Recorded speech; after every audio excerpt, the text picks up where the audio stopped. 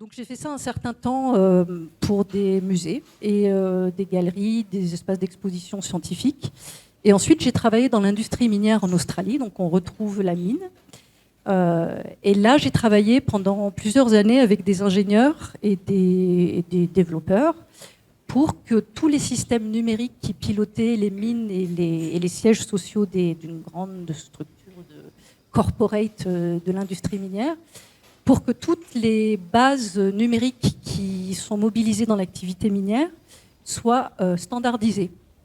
Donc moi, je n'ai pas ces connaissances-là, mais par contre, il y avait une grande équipe qui s'occupait de ça pendant plusieurs années. Et moi, je devais les aider pour identifier tous les contenus et toutes les modifications pour les différents publics qui étaient impactés par les modifications du programme. Donc autant les gens dans les mines que les personnes dans les sièges sociaux, que les formateurs. Donc on a travaillé pendant plusieurs années là-dessus. Et je me suis retrouvée finalement à reposer la question de comment est-ce qu'on fait l'expérience d'une connaissance ou d'une information qui reste dynamique et qu'il faut présenter de différentes manières à des personnes dans différentes situations. Et aujourd'hui, je fais une thèse à l'école des mines sur l'artisanat. Dans les questionnements qui sont comment est-ce que l'artisan transmet à un apprenant des choses qui sont de l'ordre de sa pratique, qui ne s'est peut-être pas posé la question de sa propre pratique, mais qui se transmet toujours par l'expérience. Et qu'en fait, un apprenant, il apprend, il se construit des connaissances, des compétences et des savoir-faire par la pratique. Donc, encore une fois, comment est-ce que l'expérience va être un fil directeur pour transmettre des connaissances? Et donc, mon sujet de thèse, c'est la transmission des savoir-faire artisanaux. Et je fais ça à l'école des mines. Voilà. Je ne sais pas si je suis dans les temps. Ok. Oui, non, il n'y a pas de temps imposé, il y a des temps proposés. Est-ce qu'il y a des questions déjà parmi l'Assemblée à partir de ce qui vient d'être dit par nos invités?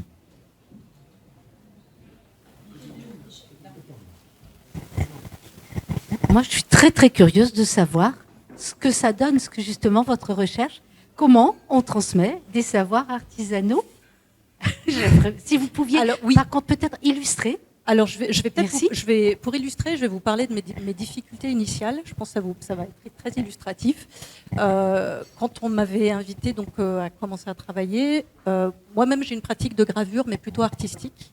Donc on ne passe pas des commandes pour faire des choses que mon commanditaire me demanderait d'exécuter à la perfection. Je fais ce que je veux. C'est dans un processus artistique, mais je travaille avec la matière, qui est un processus artisanal, historique, d'estampe, on va dire. En revanche, un artisan, on vient lui passer une commande, il faut qu'il maîtrise un certain nombre de choses. Et quand on m'avait dit que j'allais travailler sur tous les artisanats, je me suis dit, mais il faut une vie pour un artisanat. Comment est-ce que je vais réussir à appréhender et de faire une thèse sur tous les artisanats, ou en tout cas d'être exhaustive dans mes questionnements. Et en m'apercevant que c'est surtout ma direction de thèse qui, je suis quand même dirigée dans le cadre de cette thèse, et que je suis dans un département sciences des matériaux, la question qui se pose, c'est qu'il y a beaucoup d'intérêt sur l'artisanat quand on fait des recherches autour du geste, le geste artisanal. Mais on se pose moins la question de l'interaction entre la matière et l'artisan en dehors de ce geste. Et donc, ma direction m'amène à m'interroger sur cette interaction-là. Qu'est-ce qui se passe? Quelle est la relation sensible entre la matière et l'artisan? Comment est-ce qu'il y a un imaginaire qui se construit? Qu'est-ce que l'artisan se raconte? Est-ce qu'il y a des métaphores? Est-ce qu'il fait des comparaisons avec d'autres choses? Comment est-ce qu'il va faire pour parler de quelque chose dont on ne peut pas vraiment parler? Et en fait, c'est ça que je vais étudier. Donc, je vais travailler sur tous les aspects sensoriels qui sont mobilisés pendant qu'on travaille sur un procédé. Et donc, je vais appareiller un artisan avec des capteurs tactiles, avec un eye tracker qui permet de voir où est-ce qu'il regarde.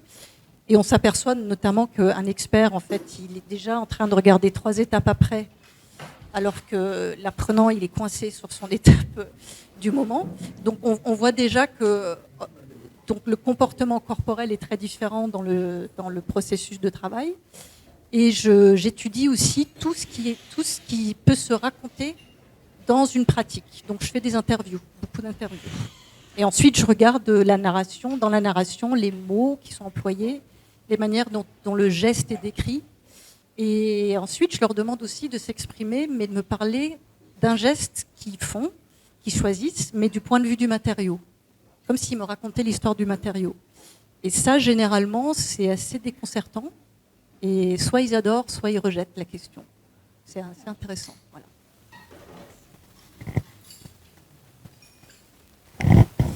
Bonsoir, moi je voulais savoir en fait quel impact aurait une telle thèse en fait. Pourquoi est-ce que l'école des mines vous a demandé de faire cette thèse? Parce qu'il y a des grandes disparitions de savoir-faire, donc il y a beaucoup de personnes qui partent à la retraite, qu'il y a des projets de conservatoire et gestes et savoir-faire qui sont en développement, qu'il y a beaucoup de thèses qui vont travailler sur la captation analogique du geste avec de la motion capture. Donc le geste, on va le synthétiser, il n'y a pas de problème, on saura comment le geste a été fait. Mais si on ne sait pas ce qui se passe au niveau sensible entre la matière et l'artisan, on a beau avoir synthétisé le geste, on ne sait pas qu'il faut peut-être écouter ou peut-être justement ne pas écouter et regarder ou justement fermer les yeux. Et donc toute cette relation sensible, perception du matériau, en fait il faut l'étudier pour que même si on capte le geste de manière parfaite, qu'on ait cette dimension sensible aussi dans les archivages des artisanats. Donc derrière, est-ce qu'il n'y a pas l'idée d'intelligence artificielle pour justement essayer de modéliser un petit peu ce qui se passe chez l'artisan pour qu'ensuite une machine puisse le reproduire? Je doute qu'une machine puisse reproduire l'expérience corporelle et la dimension narrative de ce que peut se raconter chaque artisan, d'autant que au fur et à mesure où le travail avance, on se rend compte que chaque artisan a vraiment une manière de se représenter sa relation au matériau. Donc on est tous sauf dans du générique. Par contre, que l'intelligence artificielle, à un moment donné, fasse partie des outils de travail, on est dans des questionnements certainement, mais pas sur l'interaction elle-même. En tout cas, ça ne fait pas partie de l'agenda tel que je l'envisage.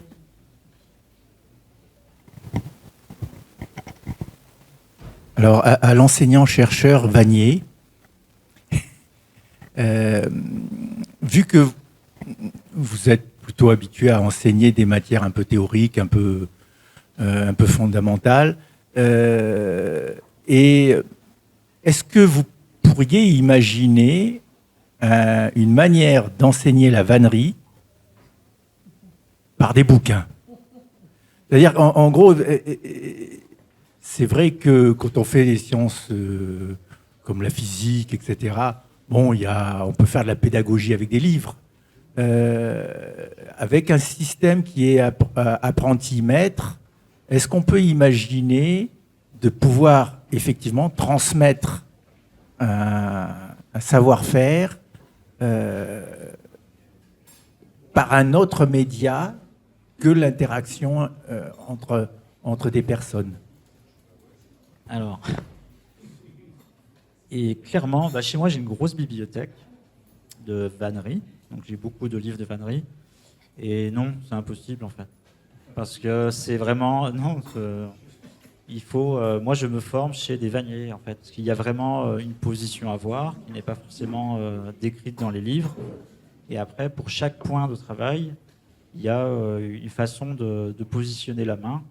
Et il faut que quelqu'un le montre, parce que sur un schéma, on n'a pas la position idéale. Et après, pour le travail, même les positions dépendent aussi de l'anatomie, la physionomie des personnes. Et donc ça, ce n'est pas enseigné dans les livres. Après, on peut avoir, oui, des vidéos. Donc d'ailleurs, on a rencontré ensemble un maître artisan à Villaines-les-Rochers qui poste des vidéos. Et il parle, il montre le geste, mais après, la vidéo ne permet pas de tout capter. Je pense qu'il faut déjà de certaines connaissances et compétences en artisanat pour pouvoir reproduire à l'identique ce que les vidéos montrent. Voilà. Et il y a aussi une histoire de pratique, en fait. C'est pas réussir un objet, il faudra le répéter une vingtaine de fois. Donc, pour avoir un objet qui la forme que l'on veut. Donc il faut vraiment, il y a de la pratique qui est essentielle, quoi. Donc c'est pas, je pense pas que aussi bien le livre que la vidéo ne permettent de transmettre ce savoir-faire.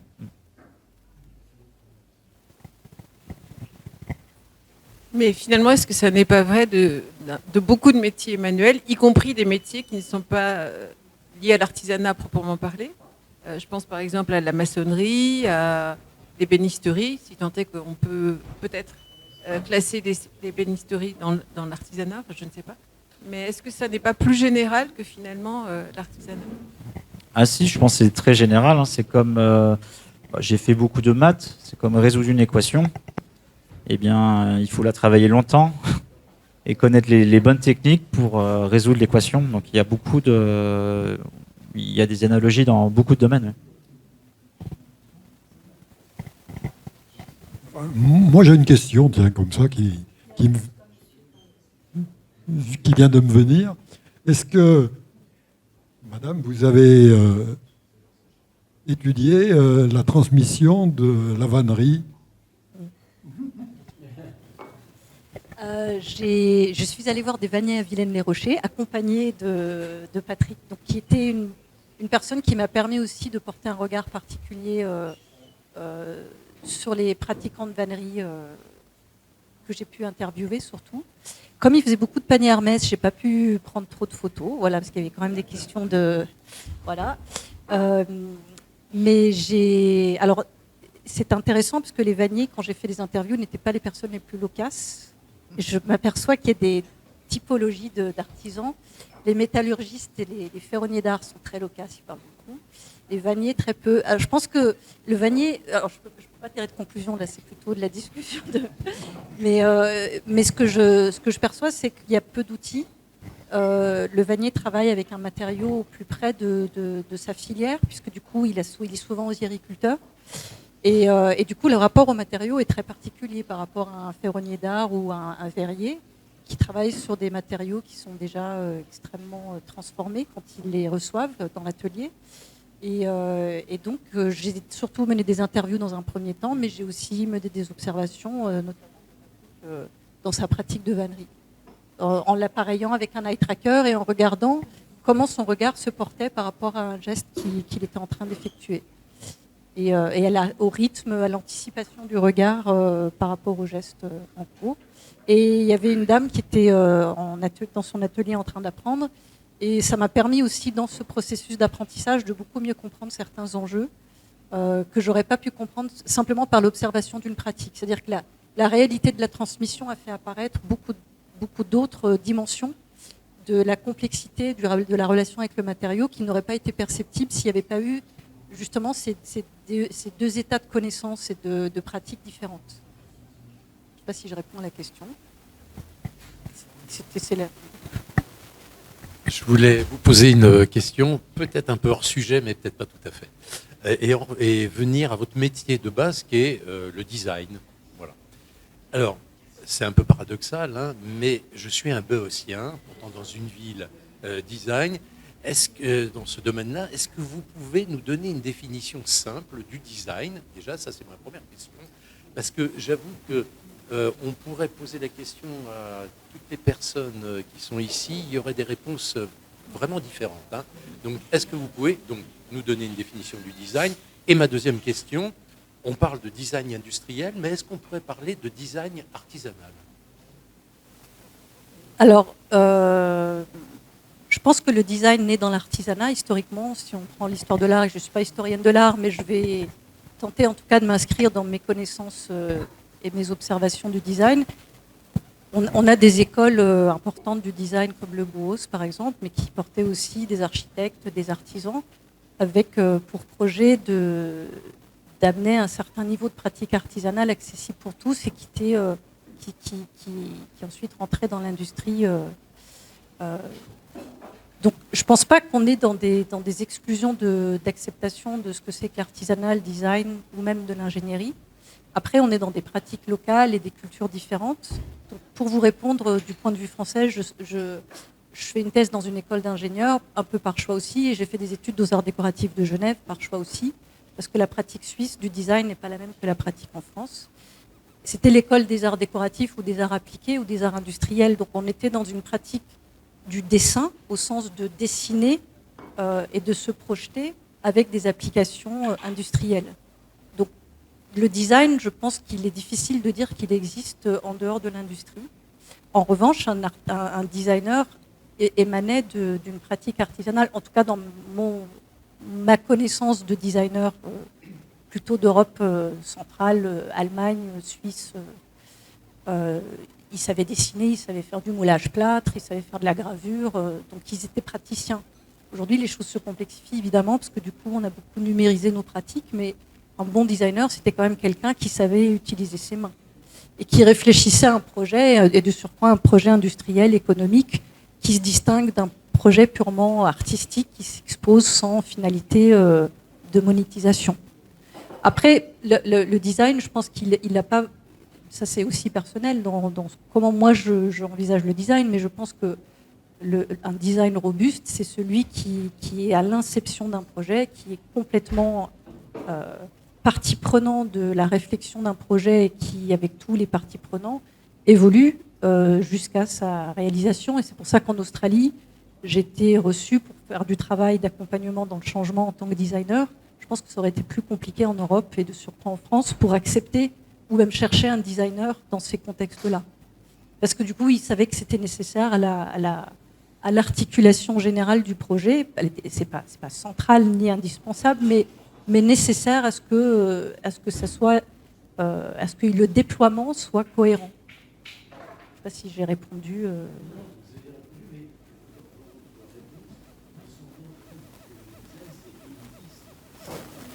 L'idée du design dans le Bauhaus, si je prends le Bauhaus, c'est qu'au contraire, justement, il doit être accessible à tous.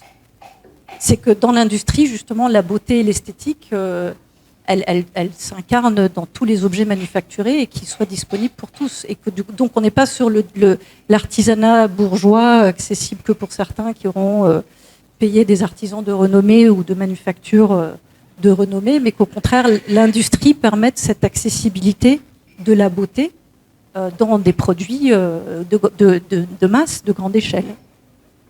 Donc je ne pense pas que ce soit élitiste. J'ai une question plus générale sur l'école des mines et sur son rôle. Vous êtes certes un centre d'excellence, mais j'aurais voulu savoir également sur le rôle que vous pouvez avoir vis-à-vis de la société en général. Je m'explique, j'ai visité récemment la cathédrale Notre-Dame de Paris, où les savoirs artisanaux ont été mis en valeur, le design aussi, vu qu'il s'est posé des questions sur tout un tas de choix artistiques et artisanaux. Il a quand même fallu une loi pour s'affranchir des normes castratrices pour arriver à faire tout ça. Et on s'aperçoit que l'artisanat, comme vous allez certainement l'expliquer, est en difficulté aujourd'hui, mais si on lâchait les initiatives, l'artisanat pourrait se développer de partout. On pourrait avoir dans chacun des villages de France des artisans qui rénoveraient des ponts, des moulins, des châteaux, des églises. Est-ce que vous pensez que, en tant que chercheur, en tant qu'école d'excellence, vous avez un rôle à jouer sur une espèce de lobbying pour faire tomber ces normes aberrantes et qui freinent notre activité ?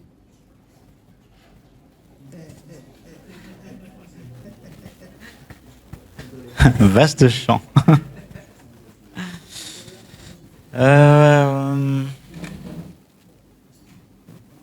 Ouais, est-ce qu'on fait tourner des lobbying ? Oui, certainement. Après, notre rôle, donc, un exemple que je connais bien, donc, qui est le nucléaire, par exemple. Donc, nous, on transmet des connaissances et aussi compétences sur ce domaine qui font qu'on va former des personnes qui seront habilitées et des artisans du fonctionnement de cette grande industrie, quoi. Donc après, elle est un peu piège votre question.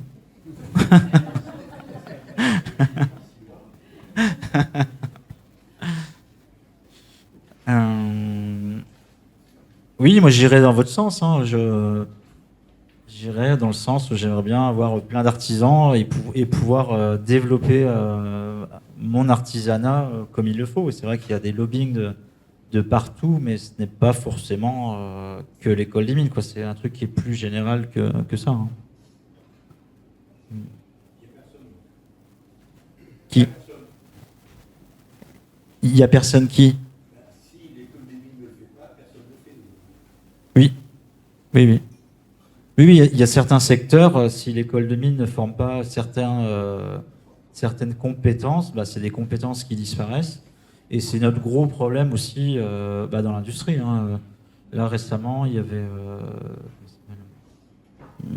ils essayaient d'embaucher, il y avait 1000 interviews pour embaucher dans le nucléaire sur Saint-Étienne. Et en fait, parce qu'il y a une grosse crise de manque de compétences dans ces domaines. L'attrait de l'industrie, par exemple la métallurgie, en fait, il n'a pas trop d'attrait. Un petit exemple. Moi, je suis responsable de la formation en matériaux à l'école des mines. Et sur 150 élèves qui arrivent chaque année, cette année, on avait 9 élèves dans le domaine des matériaux et de la métallurgie. Voilà. Où vont les gens ? On peut se poser la question. Hein. Où vont les gens ? Non. Donc les filières qui attirent, donc c'est la filière santé qui attire, et puis beaucoup le numérique et l'intelligence artificielle, sans savoir ce qu'est l'intelligence artificielle. Et nous ne sommes pas la seule école à être dans ces cas-là. Hein. Les autres écoles à Toulouse, il y a aussi un bon centre de métallurgie. Ils ont aussi ce problème de recrutement dans le domaine des matériaux et de la métallurgie.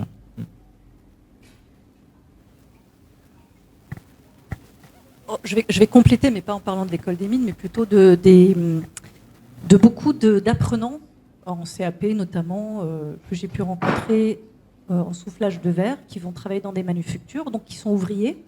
Pour beaucoup, on fait des études supérieures et puis veulent apprendre un métier.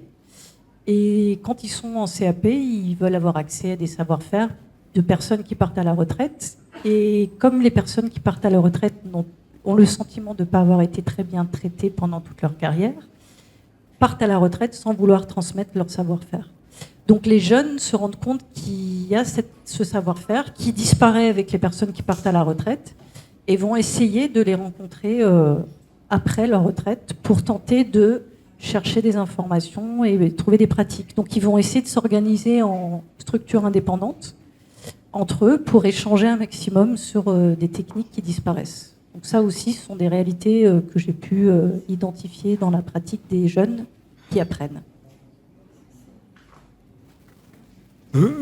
Moi, je voudrais apporter un avis sur ce qui vient d'être dit. Sur Notre-Dame de Paris, moi, je veux bien tout ce qu'on veut. Mais quand j'étais enfant, dans les logements, il y avait des canalisations de plomb qui amenaient l'eau, il y avait des peintures au plomb, et il y a eu énormément d'enfants qui ont été malades à cause de ce plomb. Et alors, quand on va rénover Notre-Dame de Paris, tout d'un coup, on ne se préoccupe pas du tout du danger du plomb. On remet du plomb parce qu'au Moyen-Âge, ou à l'époque où ça a été fait, on mettait du plomb. Donc moi, je veux bien admettre qu'il y a beaucoup de normes qui sont discutables, mais ce cas-là, moi, me gêne.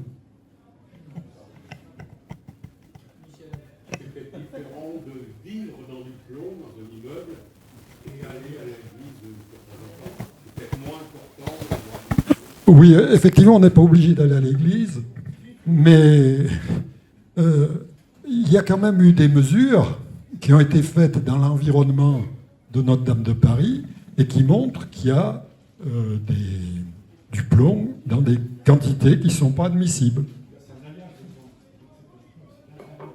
Ah, le plomb, c'est du plomb.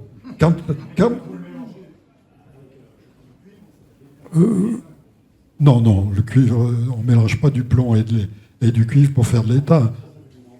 Voilà.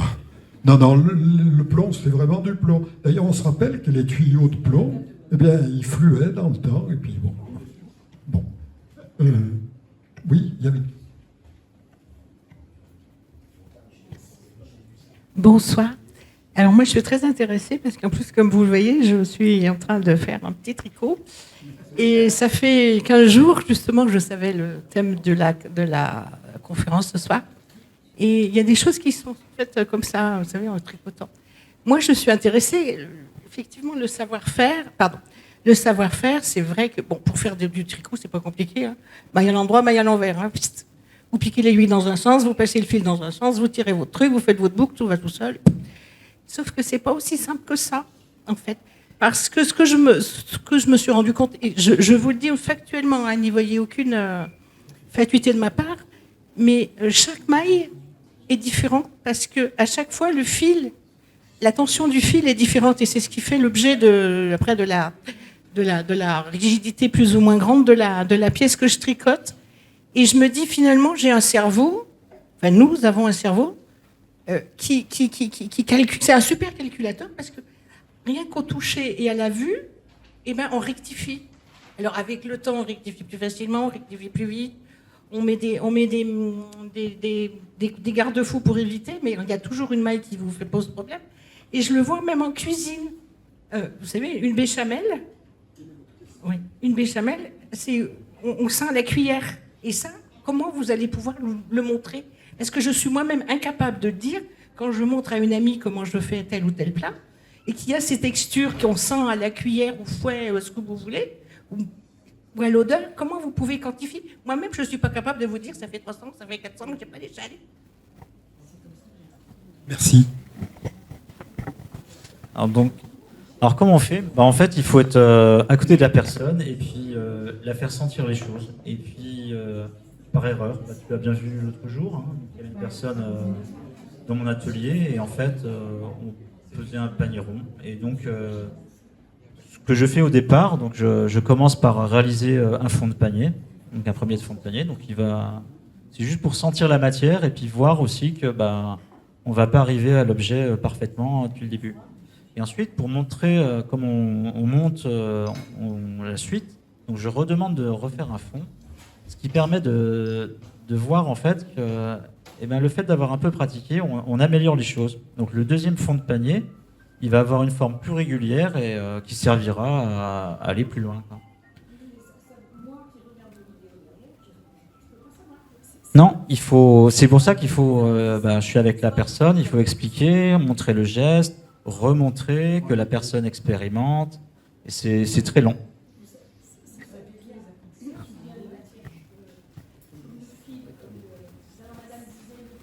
Et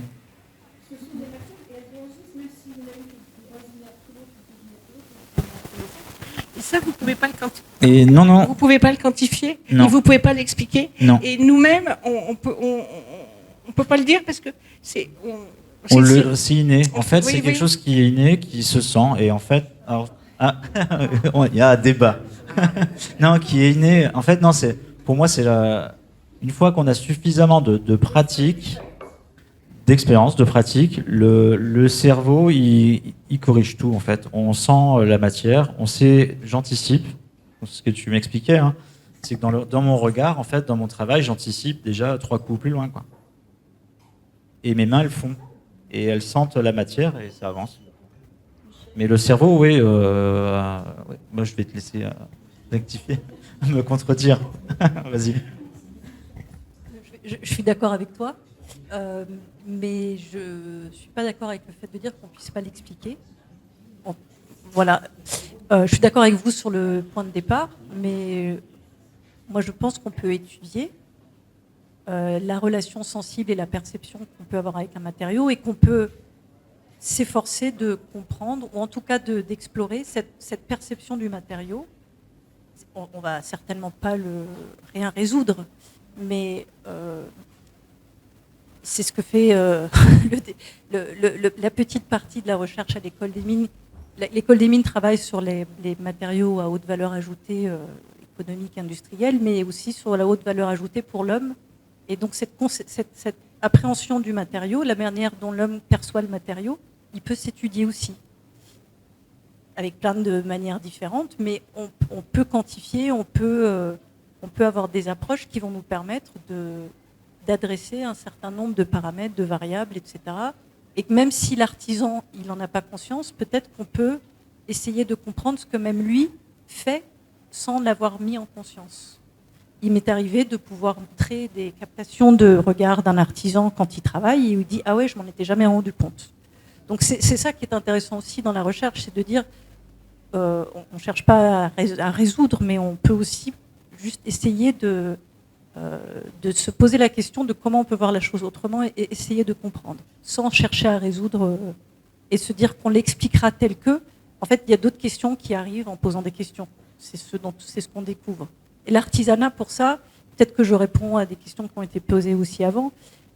L'artisanat, c'est un espace où l'artisan est la seule personne finalement qui travaille avec un matériau dans toutes les étapes du matériau, dans le matériau dans ses différentes étapes, l'artisan l'appréhende dans ses différentes étapes. Donc c'est le seul finalement sur toute cette chaîne de fabrication qui du matériau le plus originel va le travailler jusqu'à la fin, voire même anticiper que sur un instrument de musique, il va falloir qu'il résonne 200 ans plus tard encore quand on le touchera d'une certaine manière. Donc il a une connaissance du matériau que personne d'autre n'a en réalité. Donc c'est cette étude-là qui peut durer, qui m'échappe complètement, cette étude. Mais l'artisanat à étudier, il est intéressant à ce niveau-là aussi, surtout parce que les connaissances et ce qu'on peut observer peut être très utile aussi pour d'autres domaines d'application.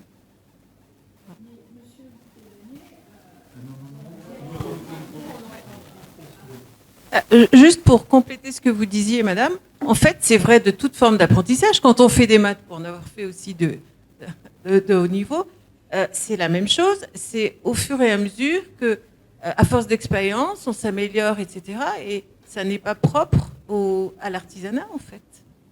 Et souvent, on ne sait pas pourquoi on arrive à le faire, mais moi, je suis convaincue que c'est effectivement l'expérience qui permet de s'améliorer et on ne sait pas vraiment quels sont les mécanismes intellectuels qu'on met en pratique. L'artisanat, il implique le corps. C'est peut-être là où il y a quelque chose de particulier. C'est qu'il implique le corps et une matière, et ça, c'est quelque chose qui est peu appréhendé a priori dans un monde intellectuel. Que ce sont des connaissances qui sont incorporées et que c'est cette interaction corps-matière qui est peut-être différente de celle de la pratique des mathématiques. Mais peut-être que Patrick...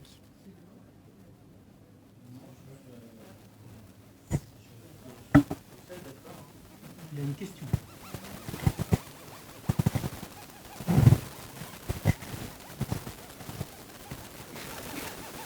Merci. Vous m'entendez bien? D'abord, j'aime bien. Je vais faire poil à gratter d'abord. Je ne suis pas d'accord avec ce que vous avez dit tout à l'heure sur la transmission. C'est exactement l'inverse. Les seniors adorent transmettre. Moi, j'ai la chance, alors, tout en faisant d'autres métiers, mais j'adore la transmission et j'enseigne dans des business schools, mais essentiellement avec des promotions qui sont en alternance. Et c'est un vrai bonheur de voir justement comment en entreprise les seniors ont plaisir à transmettre. Pour eux, c'est justement, ils ont accumulé un savoir pendant des décennies, ils adorent transmettre. Voilà, donc ça c'était le côté poil à gratter. Après, par rapport à ce qui vient d'être dit, vous savez, il y a deux mots qu'on entend énormément là, depuis 1 an ou 2, intelligence artificielle. Alors, quitte à passer pour un menteur, un présomptueux, etc., ça fait 35 ans que j'ai commencé à faire de l'intelligence artificielle en embauchant un ingénieur roumain. C'est pas nouveau, hein, les réseaux de neurones, d'ailleurs avec l'école des mines, l'intelligence artificielle, etc., ça existe depuis très très longtemps. Sauf qu'à l'époque, et là je rebondis sur ce que vous venez de dire, la fameuse base d'inférence sur laquelle se basent les heuristiques, puisque l'informatique traditionnelle travaille avec des algorithmes, on entre et on sort, il n'y a qu'une solution, les heuristiques, il peut y avoir des milliards de solutions, puis après on fait des traitements statistiques. Les heuristiques sont basés sur ce qu'on appelle une base d'inférence. Qu'est-ce qu'une base d'inférence? C'est l'apprentissage. Et ce qui est passionnant, moi je vous dis, il y a plus de 30 ans, on faisait de l'ordonnancement temps réel, de la maintenance préventive. Comment on faisait pour remplir la base d'inférence? Eh bien, on interrogeait les sacheurs, les sapiteurs, les sachants, les gens qui savaient, que ce soit en maintenance, etc., pour modéliser les processus, on mettait ça dans le... Et puis, les logiciels d'intelligence artificielle nous sortaient une solution qui n'était pas forcément parfaite, mais qui était la moins mauvaise, alors que les algorithmes, parfois, vous disaient « Eh ben, je ne sais pas faire ». Voilà. Donc, alors évidemment, aujourd'hui, et j'en terminerai là, les étudiants, je leur le dis souvent, ils ont une chance inouïe. Il y a ce qu'on appelle le big data. C'est-à-dire un espèce de truc, on vous fait croire que c'est dans les nuages. Non, mais ce n'est pas dans les nuages du tout. C'est ce qui pollue le plus au monde. Des milliards de data qui vont permettre à l'IA d'aller chercher finalement la fameuse connaissance. La différence qu'il y a entre l'IA d'il y a 35 ans et celle d'aujourd'hui, c'est qu'il y a 35 ans, on avait peut-être 1000 milliards de data en moins, mais elles étaient 100% justes. Aujourd'hui, on en a, encore une fois, trop. Elles sont à 50% fausses. Ah oui, j'ai pas posé de question. Comment allez-vous?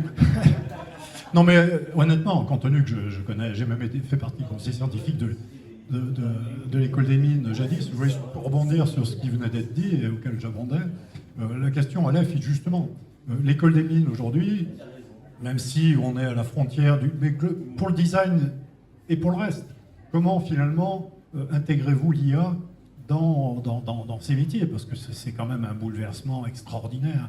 Je vous le répète, tout en sachant trier le vrai du faux, le bon grain de l'ivraie dans le big data. Merci.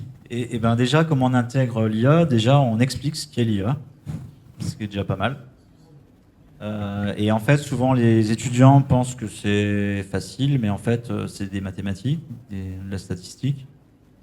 Et après, on leur explique aussi, l'IA ne réfléchit pas, c'est une intelligence artificielle, en fait. Ce n'est pas intelligent, en fait. C'est un algorithme, et qui, en gros, moyenne, de façon assez bien, les choses. Et puis, donc, il n'y a rien d'intelligent, en fait. Donc déjà, on leur explique ça. Et puis, si déjà ils arrivent à comprendre ce que fait l'IA, après, ils l'utiliseront à bon escient, quoi.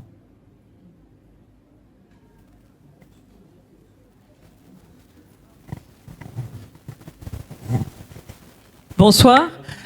Donc, au-delà de l'IA, je vais revenir sur la beauté. Parce que la beauté est quand même très subjective. Et c'est vrai que vous en avez parlé, parce que du coup, l'inconscient rentre en compte.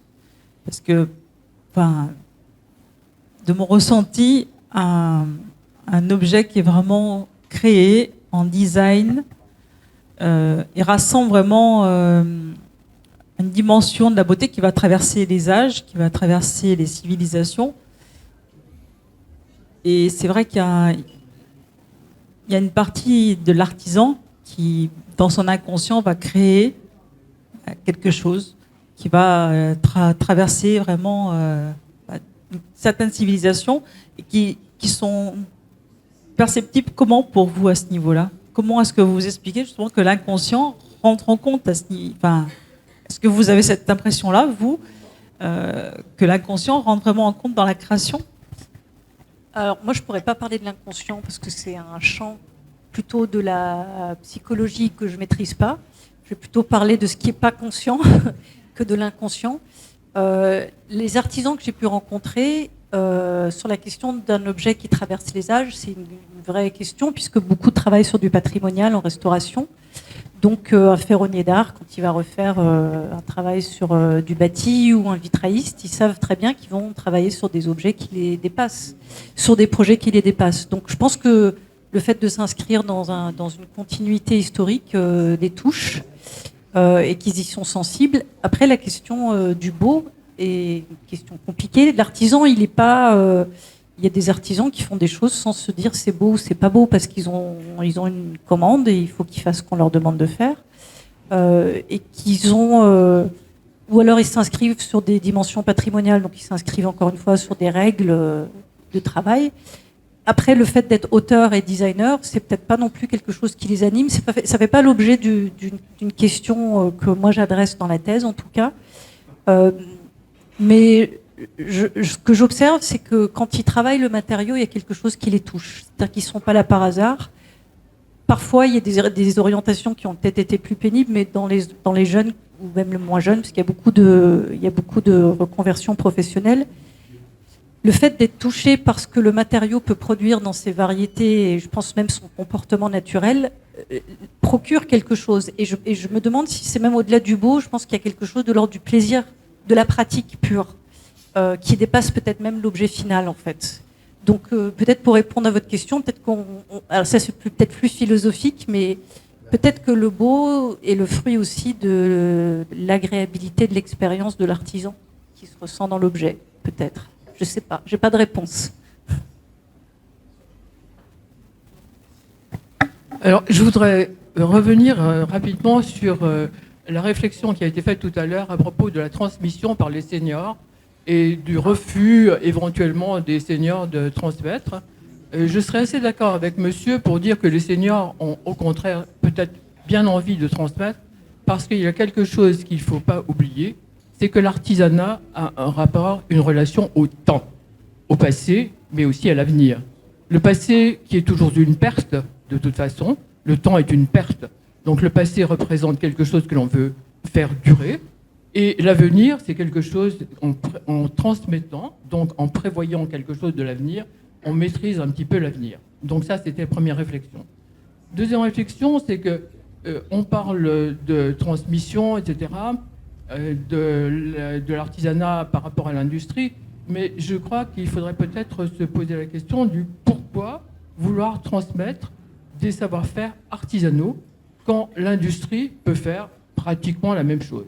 Quels sont donc les prix, enfin comment dire, quelle est la supériorité de l'artisanat sur l'industrie quand on parle du même objet? Je vais répondre à la deuxième question avant de répondre à la première. Quand vous achetez un sac Hermès, pourquoi est-ce que vous achetez pourquoi est-ce que vous achetez un produit manufacturé à la main? Quand vous achetez un panier Hermès, pourquoi est-ce que vous achetez un panier manufacturé à la main? Finalement, vous pourriez avoir un objet produit avec la même rigueur et régularité dans les mailles, fait de manière industrielle. L'inscription dans une histoire d'une manufacture ou d'une entreprise, historiquement par le dessin ou la qualité des matériaux, l'artisanat, c'est les qualités de matériaux, c'est l'originalité d'un dessin, c'est peut-être l'unicité du nombre d'objets produits, donc une collectionnabilité. Donc il y a quand même une notion un peu spéculative de l'artisanat et qui est surtout représentée dans l'industrie du luxe. Et c'est surtout ce qui est représenté en France quand on parle de l'artisanat et des métiers d'art. Ils sont quand même beaucoup sous la coupe de l'industrie de luxe qui exporte l'essentiel des objets manufacturés qui ont un certain prix. Ensuite, je laisserai à Patrick le soin de répondre ou de compléter. Pour ce qui concerne la transmission, comme il y a eu deux réflexions là-dessus, je resitue mon commentaire. Moi, je ne parle que de ce que j'ai entendu sur le terrain, donc je ne me permets pas d'extrapoler. J'ai vu beaucoup d'étudiants, enfin, ce sont des apprentis en CAP, qui sont dans des réalités économiques de l'artisanat, qui sont pour beaucoup des manufactures pour ce qui est du verre. Et dans ces manufactures, on est ouvrier, le travail est pénible, et les artisans en fin de carrière ont été pour beaucoup un petit peu malmenés, peut-être physiquement aussi, et donc leur préoccupation n'est pas celle, en tout cas dans ce contexte-là, de transmettre. Ils ne sont pas dépositaires du savoir-faire au niveau patrimonial, ils ne sont pas propriétaires de la manufacture, ils ont été toute leur vie ouvriers. Donc il y a aussi ce rapport particulier au métier d'artisan. Un artisan qui a son petit atelier, ce n'est pas forcément la règle générale non plus. Et autre chose, un artisan qui prend un apprenti, il va perdre de l'argent sur les premières années d'activité de son apprenti. Un ferronnier d'art, quand il prend un apprenti, pendant les 6-8 premiers mois, il va faire travailler un apprenti à perte. Il ne pourra rien vendre de ce que son apprenti va fabriquer. Donc c'est pas si évident que ça. Qu'il y ait un amour de la transmission, c'est une chose. Qu'il y ait une réalité économique d'une activité artisanale, c'est autre chose. Et ce sont quand même des activités libérales qui ont besoin de payer des charges, voilà, qui sont tendues aussi. Et je pense qu'il faut revenir aussi sur le concret d'un artisan. C'est un concret qui est quand même qui a une relative pénibilité aussi, qu'elle soit économique ou physique, pour tenir sur un marché qui n'est pas celui d'il y a 100 ans.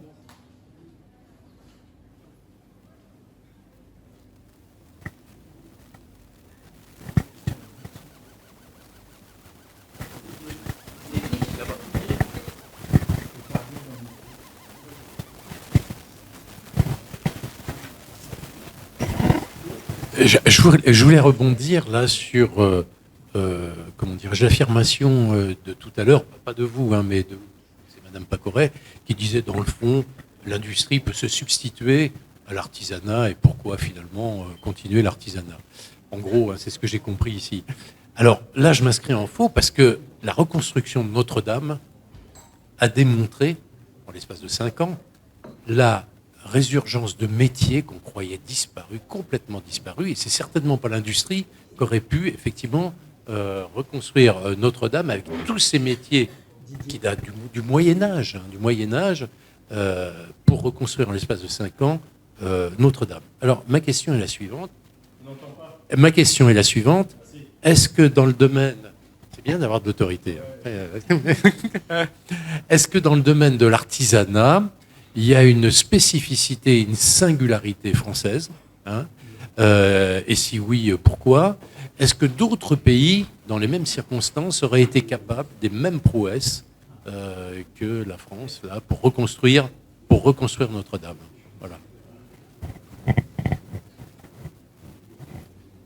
Je pense que les systèmes de formation en France sont très exigeants et très élitistes par rapport à l'Allemagne ou la Suisse ou d'autres pays européens. Après, je ne me permettrai pas de comparer les syllabus et je n'ai pas des connaissances démontrées pour vous répondre, mais dans ce que j'ai pu poser comme question similaire à des artisans, ils sont quand même très conscients d'un savoir-faire extrêmement qualitatif mis en œuvre dans les appels d'offres patrimoniales, en l'occurrence, parce que là, on parle plutôt du patrimonial. Par contre, il souligne le fait, par exemple, il y a des vitraillistes me diraient, aujourd'hui, pour vivre du vitrail, il faut être très, très spécialisé. On n'a plus de chantier pour apprendre le vitrail sur des choses simples.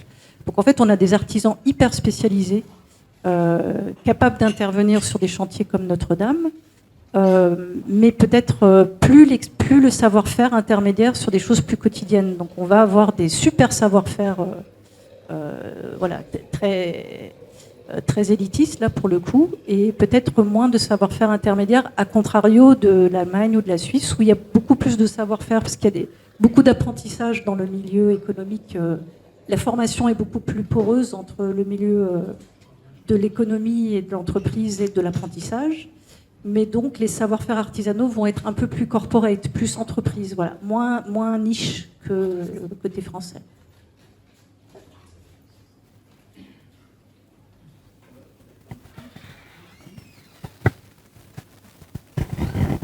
J'ai une question toute bête. Quelle est la frontière, d'après vous, entre l'art et l'artisanat? L'artisanat. La commande. L'artisan va faire selon une commande. Un artiste peut commander à un artisan une œuvre que lui-même n'aura pas réalisée. Donc un artiste peut avoir un dessin, un concept, juste un modèle même numérique, et puis aller voir un artisan et lui demander de le réaliser. Et ce sera un artiste. Et un artisan peut très bien se dire, je ne veux pas avoir de questionnement, je ne veux pas me positionner, je fais que l'objet technique. L'artisan est sur un travail technique.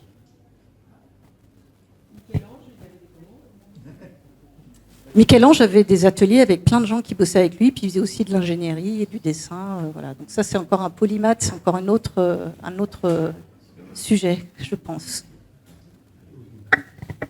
J'ai une question justement sur l'artisanat, l'élitisme. Depuis que je suis toute petite, j'ai toujours entendu dire, et d'ailleurs on les surveille très bien à la télévision, il y a une grande couverture médiatique, les concours des meilleurs ouvriers de France. Est-ce que là-bas, vous n'avez pas non plus matière à enrichir vos études?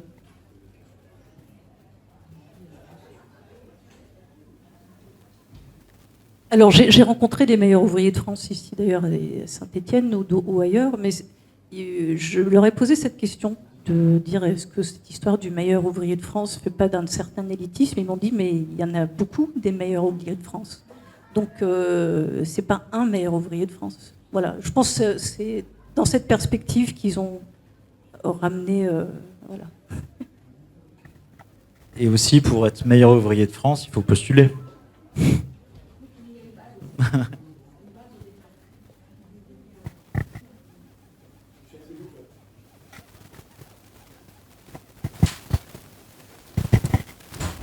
Le thème de la conférence, c'est la transmission des savoirs artisanaux.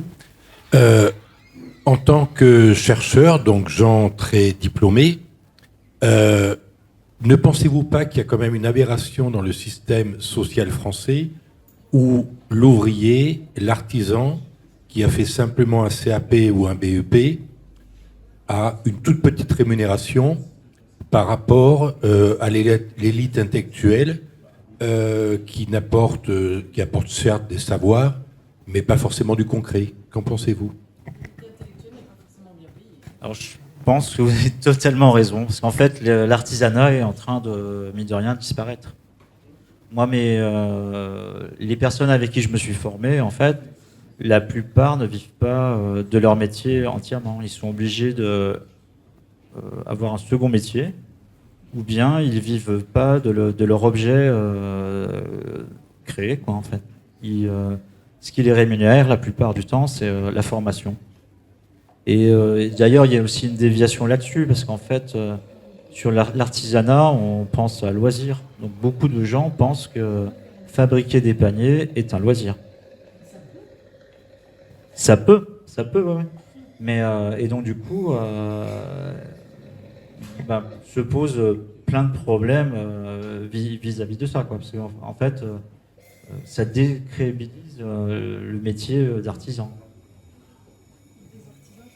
Bon, une dernière question avant la pause.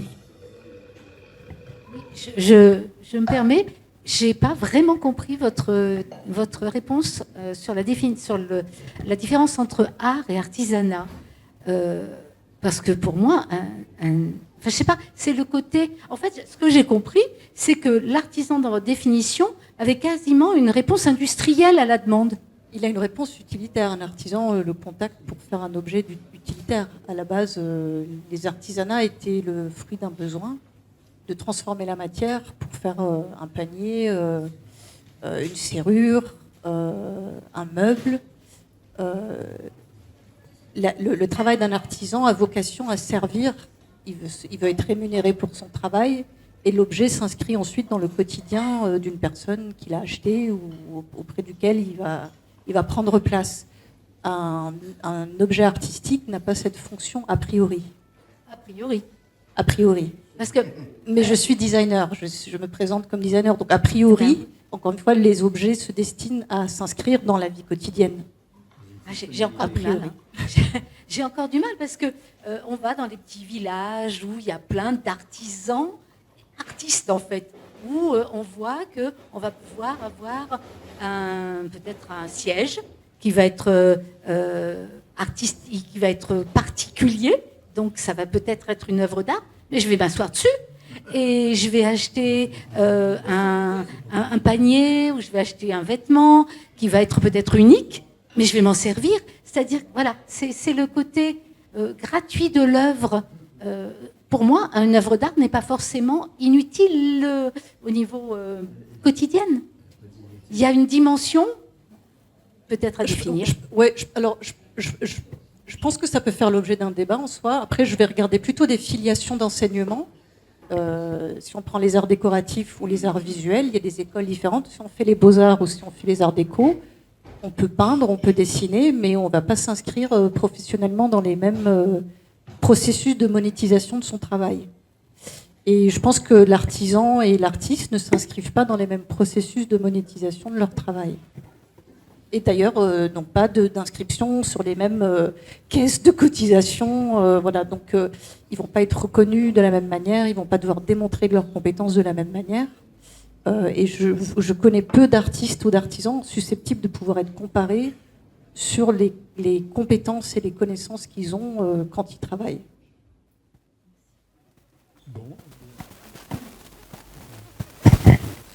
J'ai une question spécifique à la Loire. On a un des taux les plus importants d'emploi industriel. Je crois qu'on est aux alentours des 17-18%. Mais par contre, une particularité de notre industrie, c'est que nous n'avons pas de grosses entreprises, ni de TI. On a surtout des PME qui font qui font des petites séries. Ces gens-là, est-ce que vous les considérez plutôt comme des artisans, comme des industriels ?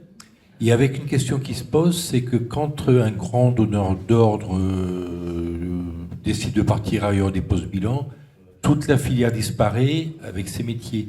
Quelles seraient les solutions pour éviter qu'on arrive dans ces situations-là?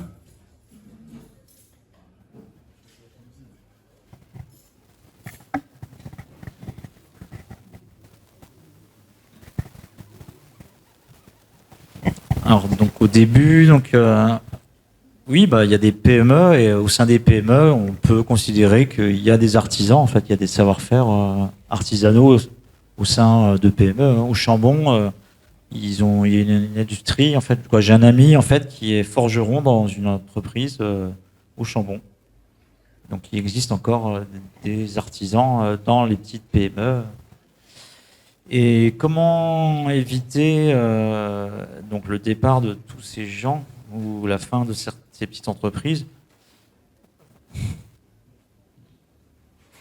Eh bien, en fait, c'est global. En fait, il faudrait qu'en France, le travail soit reconnu et payé à sa juste valeur, quoi. En fait, ce qui se passe, c'est tout est délocalisé là où la main-d'œuvre est moins chère. Donc, et en fait, les savoir-faire sont transmis là où. En fait, vous pouvez vous amuser à faire un truc tout simple. Prenez une carte du monde et puis vous tapez coût horaire du travail. Et là, vous allez identifier où l'industrie va, où l'artisanat et les savoir-faire vont, en fait. C'est aussi simple que ça.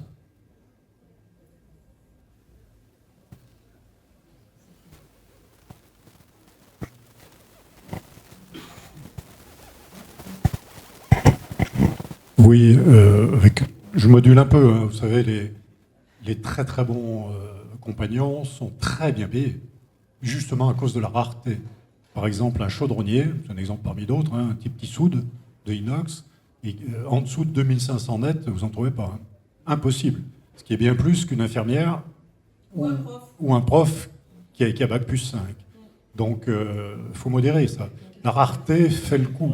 Alors, le problème, c'est à la fois une question, je suis désolé Didier, et à la fois une réponse, c'est comme dans une entreprise.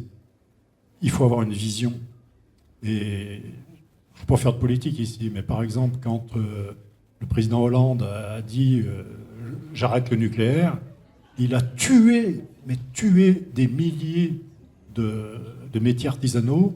Il a enlevé une vision non seulement à de potentiels parents qui allaient mettre leurs enfants en apprentissage dans les métiers justement de la chaudronnerie, etc., mais également aux enseignants.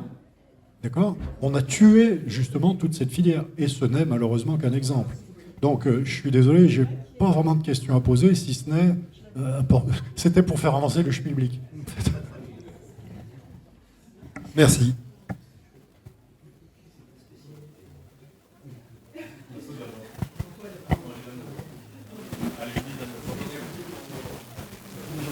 Non.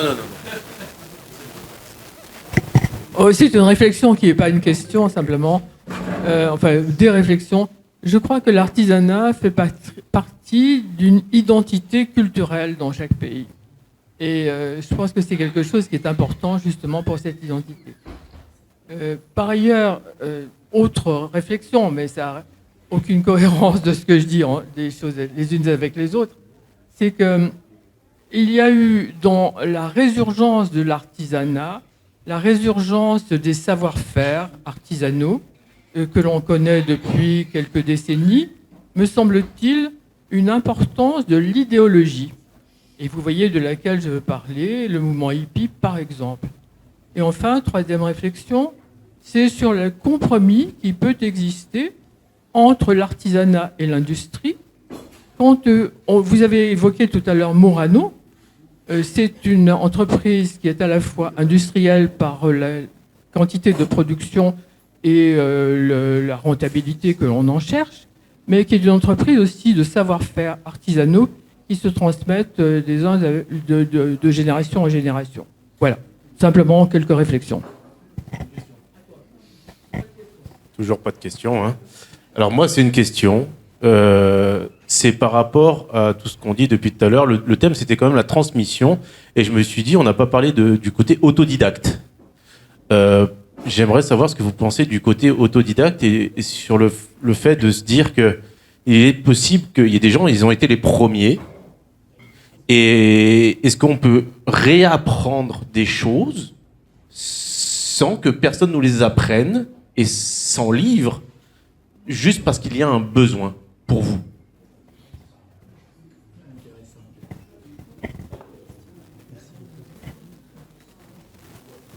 Je pense que c'est pas exclusif, le fait d'apprendre, et qu'il y a peut-être un rapport au travail du matériel en dehors du fait d'être artisan qui peut être autodidacte, qui peut être juste du plaisir de faire. Après, c'est comme, et là j'élargis un peu, je pense que c'est comme tout, à un moment donné, peut-être que seul, on a des limites, et quand il y a une confrontation avec une altérité, qui commence d'abord par le matériau, qui est une première des altérités, il y a d'autres pratiques qui vont forcément amener à évoluer. Donc la transmission, je pense qu'elle intervient à ce niveau-là, c'est que autodidacte, probablement qu'il y a des dynamiques, j'ai pas fait d'études particulières là-dessus, mais la question de se heurter au regard de l'autre ou à la pratique de l'autre fait aussi avancer. Je sais pas si je réponds.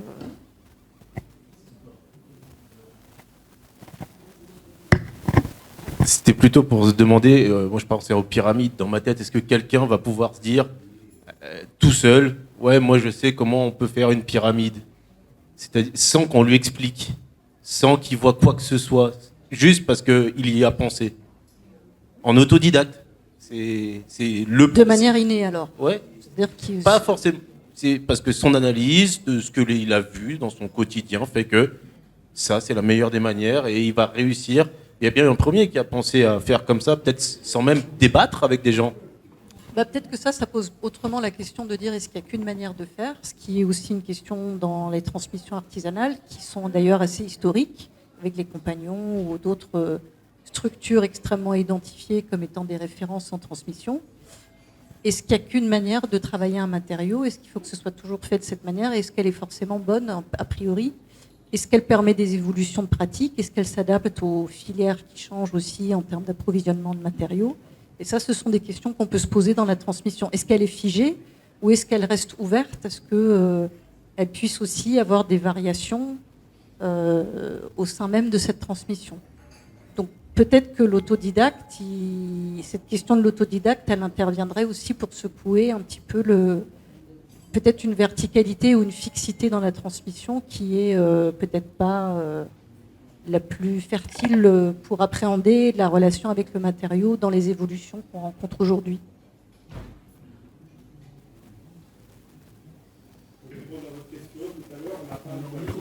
Micro.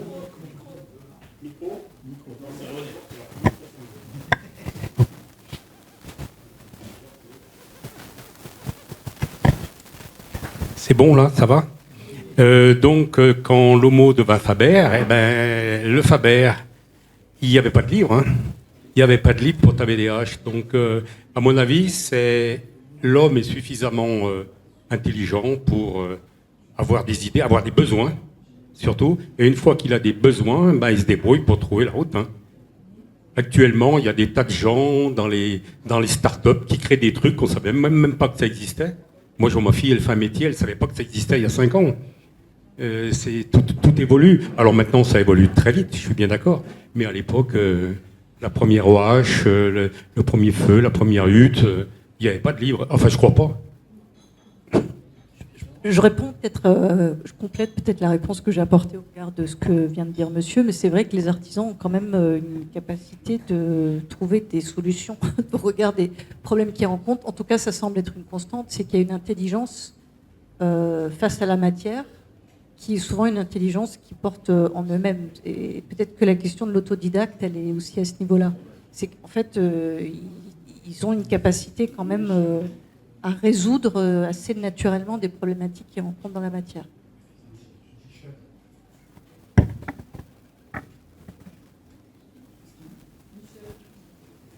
Je vais être court et pour une fois, je vais poser une question. Pensez-vous que, par rapport à la question de monsieur, qui est excellente, non mais c'est vrai, qu'aujourd'hui, au XXIe siècle, pensez-vous que ChatGPT ne va pas aller plus vite que l'artisan ?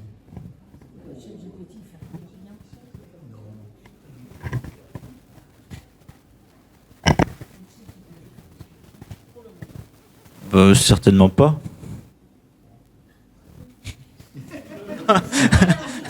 Non, mais... Non, on va compléter, ouais. Mais ChatGPT, il fait rien, en fait. On lui pose une question, chaque fois, il va y répondre. Mais après, bon, les Chinois, ils ont un super artisanat aussi, il faut le reconnaître. Donc, non, mais ChatGPT, non, il fait rien. Il n'y a pas. ChatGPT, c'est du virtuel, quoi. L'artisan, on est sur autre chose.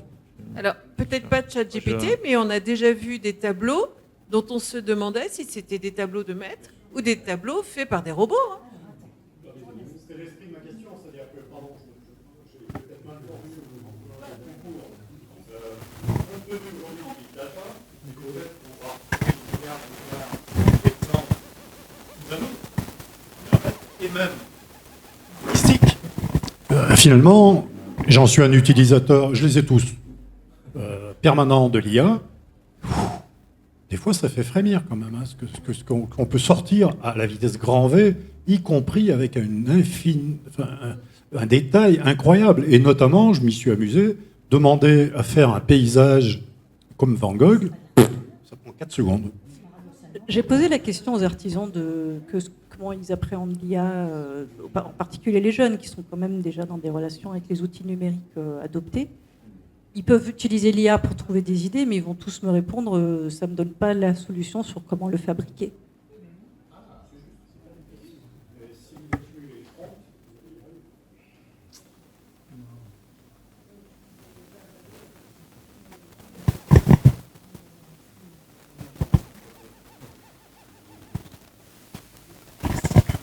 Alors moi, je voudrais réagir sur 2 points.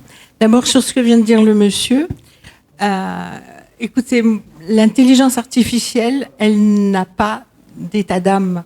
Donc, à un moment donné, quand on est artisan, vous voyez, moi, ma petite couverture, elle est toute simple, mais j'y mets des choses dedans. Je n'y mets pas que... Je me projette dedans. Elle véhicule quelque chose, une sensibilité. Et d'ailleurs, la personne récipiendaire le sait très bien. Ça, c'est le premier point. Le deuxième point, pour moi, un autodidacte, et messieurs les ingénieurs, je vous trouve quand même un peu léger, et vous avez la mémoire très courte, parce que moi, qui suis vraiment pas scientifique, et qui ai eu un mal de chien avec les calculs, on m'a toujours dit, oh mais tu sais, au départ, c'était un mathématicien, mais comme il n'avait pas la réponse, et ben il est allé la chercher tout seul. Et c'est lui qui a sorti des tas de trucs que moi, en tant qu'élève, j'ai eu un mal de chien à attraper. Et je pense, sincèrement, qu'un autodidacte, il a 2 dynamiques. La première, c'est effectivement, il faut qu'il s'en sorte parce qu'il est tout seul, il est devant son problème et il faut avancer. Donc quand on est au pied du mur, je suis désolée, mais on mobilise de tout ce qu'on sait mobiliser. Et en même temps, par exemple, moi, j'ai appris le crochet en autodidacte au départ parce que j'avais envie de découvrir par moi-même. Après, je me suis rapprochée de professionnels parce qu'effectivement, il y avait des choses que je pouvais pas régler. Voilà, c'est ça. Mais je pense qu'au départ, un autodidacte, c'est quelqu'un qui a une passion, mais qui a la passion d'avancer, quoi. Et pas d'attendre que ça vienne tout seul et qu'on lui amène tout cru. Mais il avance le pied au mur, le dos au mur.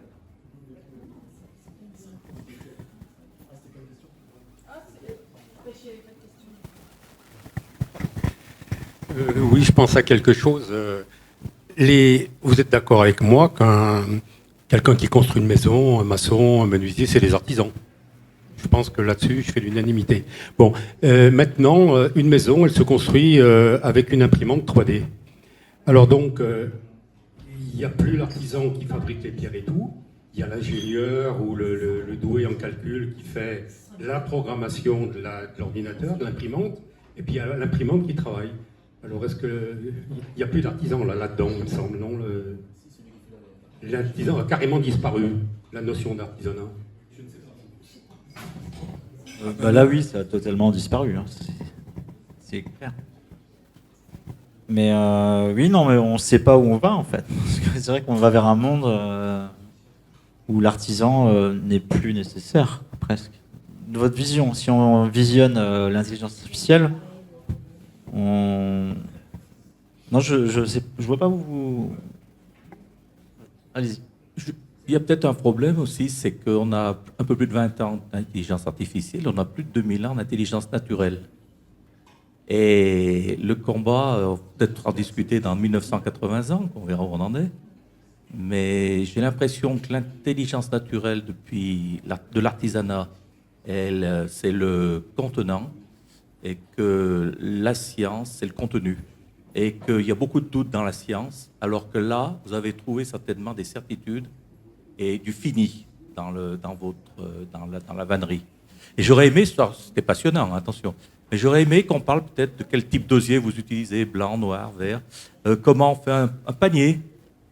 On serait revenu peut-être, on serait redescendu un peu plus. Vous voulez redescendre? Voilà. On peut revenir à tout ça. Merci. Eh ben, avant d'avoir un panier ou tout ça, il y a la matière. Donc en fait, l'osier, c'est quoi? Donc l'osier, c'est du saule. Et en fait, le saule, il est cultivé sur l'année et coupé chaque année. Donc en fait, moi, je fais partie d'un collectif de vannières. En fait, je suis le seul garçon. On est 12 et on a une oseraie près de Mâcon qu'on entretient. Donc l'entretien, c'est quoi? C'est la semaine prochaine, je vais aller couper l'herbe entre les brins. Donc il faut imaginer, on a 1,5 hectare. Donc l'osier est planté en rangée, espacé de 80 cm à peu près. Et donc l'entretenir, donc c'est enlever toutes les petites bébêtes, enlever tous les ronces, pour que en janvier prochain, on aille cueillir la matière première. Donc ensuite, cette matière première, elle est triée, classée et séchée jusqu'à juillet de l'année suivante. Donc là, la récolte de cette année que j'ai fait en janvier, elle sera prête pour juillet. Et je pourrais commencer à se travailler cet osier qu'à partir d'août. Donc le travail, en fait, donc il commence déjà dans le champ, où là, on a différentes variétés. Donc les variétés font les couleurs.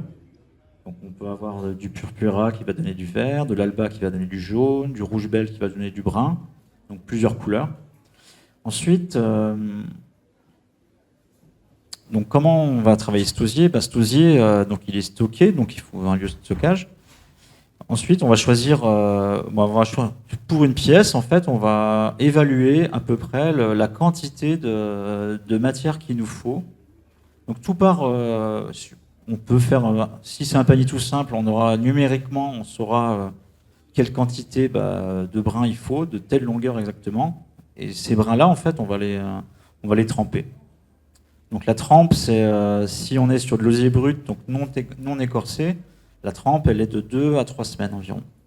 Donc c'est-à-dire que ces brins sont mis dans un bassin et on le laisse tremper le temps qu'il absorbe de l'eau et que les fibres se ramollissent. En fait. Donc là, cet osier, donc une fois qu'il est trempé, donc on le ressort, on le fait ce qu'on appelle ressuyer en fait. Donc on ne peut pas le travailler tout de suite, sinon naturellement, en fait, l'écorce s'enlève. Donc en fait, il faut laisser une nuit au repos pour ensuite commencer à travailler l'objet. Donc l'objet, si on a un panier simple rond, votre panier à champignons, par exemple un panier tout simple, le panier rond, hein.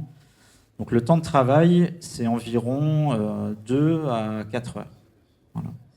Donc quand j'ai du 2 à 4 heures, on part de la base et on va monter notre panier. On commence par le fond, ensuite on monte les montants et après on fait un travail de couture. Et donc sur ce qu'on appelle une sellette, en fait, c'est un instrument qui permet de fixer le travail et puis de le faire tourner. Ça, c'est pour les objets ronds. Hein. Donc le faire tourner et on travaille. On a un geste qui est régulier et qui va monter le panier, quoi. Et après, il y a différentes techniques. Il y a plusieurs techniques. Hein. Donc sur un panier, c'est très technique en fait. Donc il y a des termes.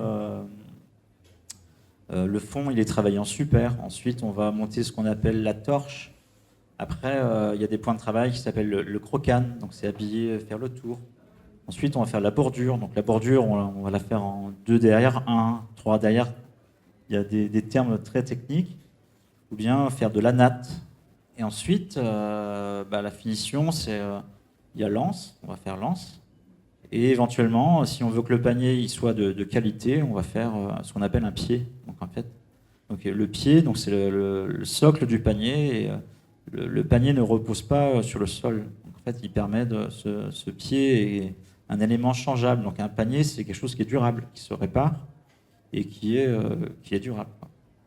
Et donc, un autre argument de pourquoi aussi je me suis intéressé au bois, en fait, le bois, c'est aussi le seul matériau qui stocke le CO2. Voilà.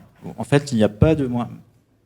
Il y a non, mais le bois est un matériau qui stocke le CO2. Donc, faire un panier, finalement, c'est maintenir du CO2 de l'année d'avant dans sa main.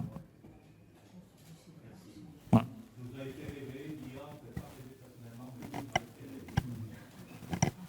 Moi, l'IA ne me fait pas du tout rêver, en fait.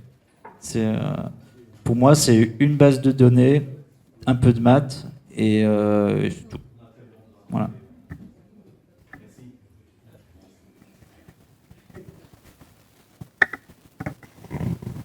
Sinon, pour donc comparer l'industrie et puis l'artisanat, je pense qu'effectivement, il y a un problème d'échelle. C'est que si on faisait tout qu'artisanalement, eh bien, en fait, il y a beaucoup de personnes qui ne pourraient pas vivre bien, alors qu'effectivement, grâce à l'industrie, on peut fabriquer en masse, et donc il y a un certain nombre de personnes qui peuvent en profiter. Donc ça, c'est important.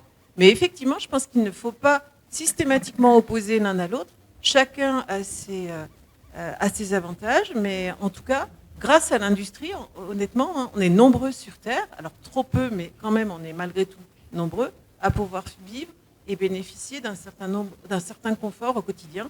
Et effectivement, c'est intéressant qu'il y ait cette transmission, donc se faire savoir aux nouvelles générations, de manière à ce qu'effectivement, on puisse continuer de profiter d'un savoir-faire.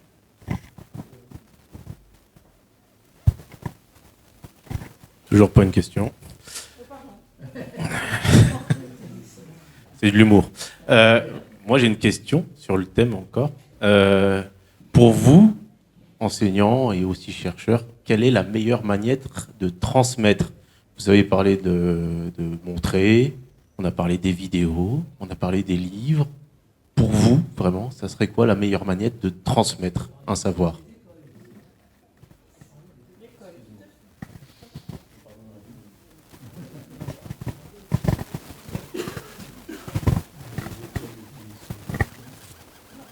Alors, je pense qu'il n'y a pas une meilleure.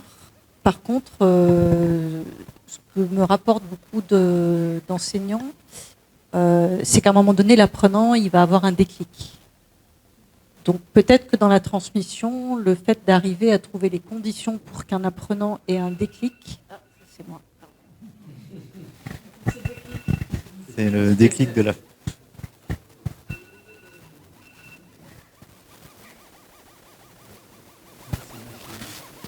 Oui, après, mais je vais poursuivre. Hein. Après, c'est vrai qu'il y a l'envie. Moi, j'avais assisté à une conférence il y a une dizaine d'années.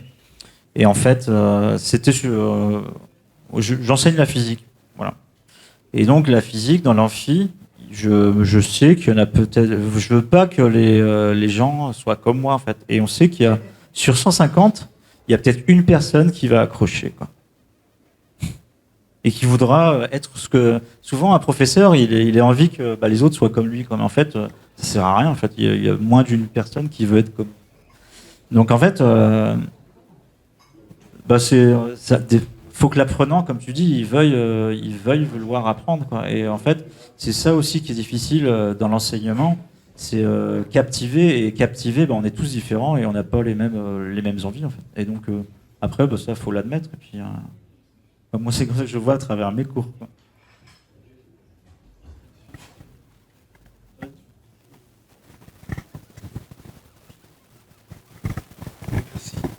Pour rejoindre ce que vous disiez, je suis tout à fait d'accord. Avant de transmettre, on ne fait pas avancer un âne qui ne veut pas avancer. Donc, avant de transmettre, je pense que par l'école, il faudra leur apprendre aux apprenants à recevoir. Et quand ils veulent recevoir, ils apprennent facilement.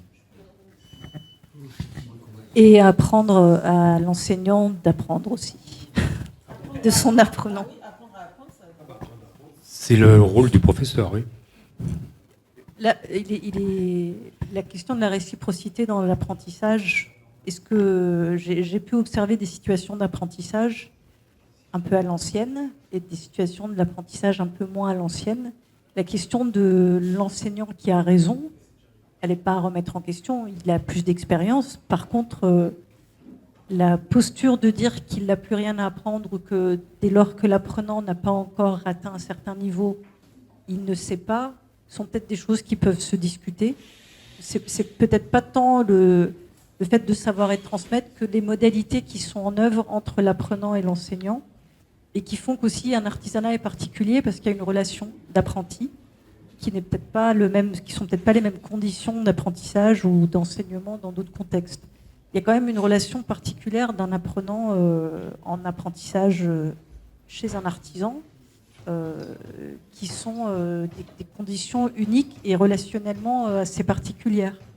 Voilà, dans un atelier, il y a des règles de sécurité aussi. Enfin, il y a, au-delà du plaisir qu'on peut prendre à apprendre, il y a aussi des enjeux économiques, des conditions de sécurité sur les outils et les machines, qui sont parfois assez rigoureuses et rigides. Et je pense qu'il n'y a pas forcément des temps et des échanges où il y a des vraies réflexions qui sont en œuvre dans l'apprentissage. Je pense qu'il y a des choses qui sont parfois de l'ordre de la répétition, c'est comme ça, c'est pas autrement. C'est ce que j'ai pu observer, c'est ce qui m'a été rapporté. Pour autant, c'est pas une finalité ou une fatalité.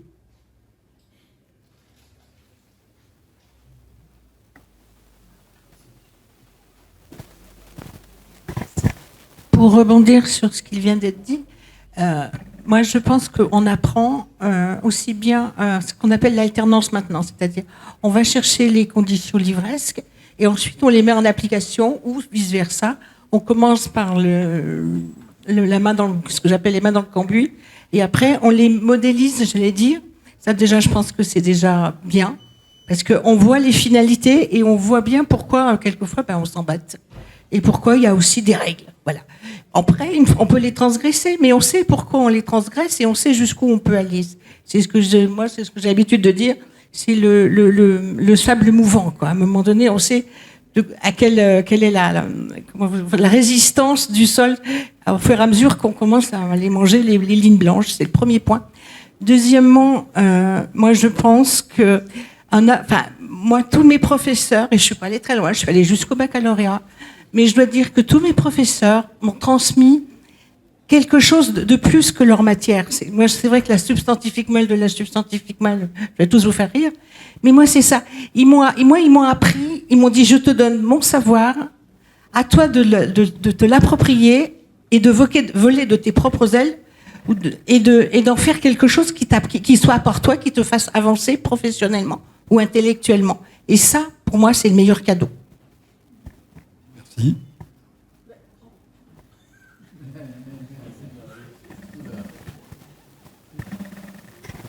En fait, moi je dirais qu'on ne peut absolument pas comparer l'enseignement à l'école où là les effectifs sont tels que ils sont ce qu'ils sont et puis les élèves n'ont pas choisi encore quand ils sont tout petits. Il y a des programmes.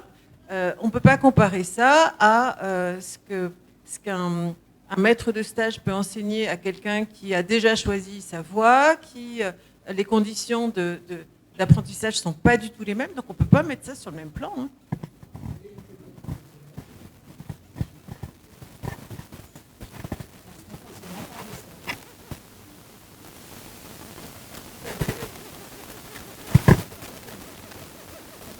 Alors, moi, je voudrais déjà dire merci à nos intervenants parce que ils se sont posés des questions que la plupart des gens ne se posent pas. Quant à faire une thèse sur la transmission franchement, chapeau. Alors, moi, je suis enseignant-chercheur dans une autre école d'ingénieurs, la vraie, celle qui est sur la colline de mon plaisir. Je vais pas parler des mineurs qui sont au fond et qui essaie de travailler pour sortir de la mine, hein, mais bon. Trêve de plaisanterie. La conversation de ce soir a été fascinante parce qu'il y a eu plein de sujets abordés. On a parlé de l'art et de l'artisanat, mais l'art il est aussi sujet à la mode. Et donc, est-ce que l'art a une substance intrinsèque? Ça, je ne suis pas sûr.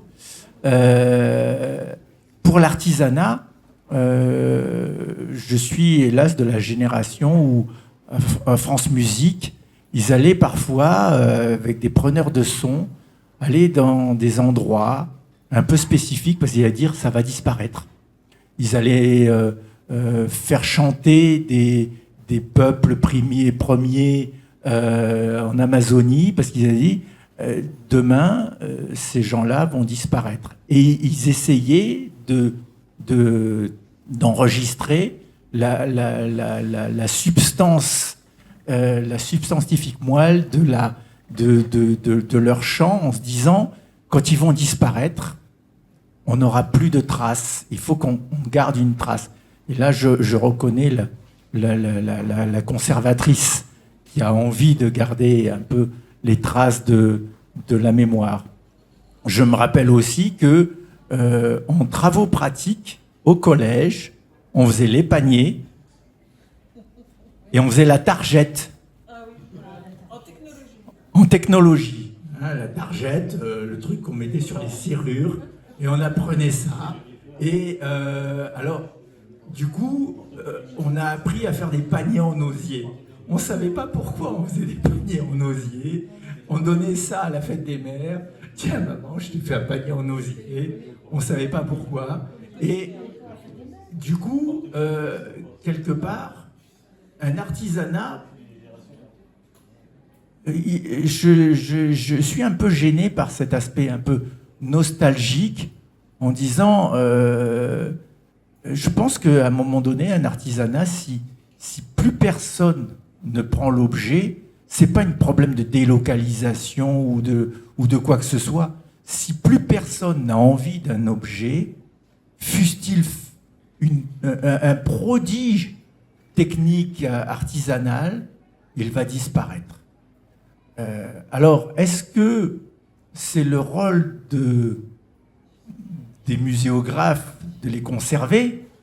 Est-ce que c'est le rôle des enseignants de le conserver? Qui doit conserver des savoir-faire qui, à un moment ou un autre, risquent d'y disparaître parce qu'il n'y a plus de demande? À un moment donné, on a demandé quelle est la différence entre l'artisanat et l'art. Je crois que vous avez donné une bonne réponse. Dans l'artisanat, il y a une forme d'industrialisation du geste. Mais s'il n'y a plus la demande, l'objet ne servira plus. Et à un moment donné, vous vous disiez, tout le monde est d'accord pour penser que le maçon est un artisan. Pourquoi? Le tailleur de pierre, peut-être, est un artisan. Mais est-ce que le maçon qui fait une maison et qui va être substitué par une machine à béton qui fait de la maison en 3D, est-ce que c'est un artisan? Tout à l'heure, mon collègue a donné dans la définition artisan celui qui fait quelque chose d'un peu simple mais fonctionnel. Donc on a abordé tout un tas de sujets qui sont, je trouve, fascinants sur le problème de la transmission. Comment je transmets à d'autres? Alors, pour les artisans, on va parler de passion. Pour un mathématicien, on va parler d'une discipline.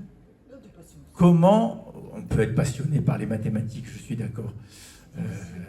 C'est plus éthéré pour moi, mais ou un physicien va vouloir transmettre quelque chose.